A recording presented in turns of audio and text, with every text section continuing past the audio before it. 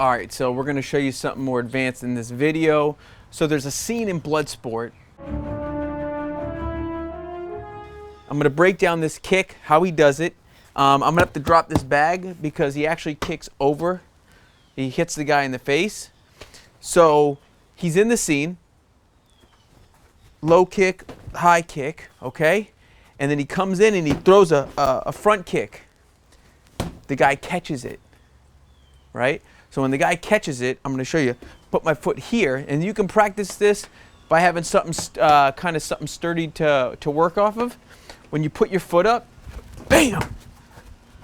Okay, and you use your momentum. So when you kick in, you pretend, boom, catch it. Come here, boom, catch it, bam! Boom, bam! Boom, bam! Bloodsport's most epic kick, Jean Claude Van Damme. If you guys enjoyed that video, like, subscribe, drop a comment down below. If you want to see me in action, click right here. If you want to watch another video like this, click right here, subscribe. And if you want to watch some TV or film, click right here.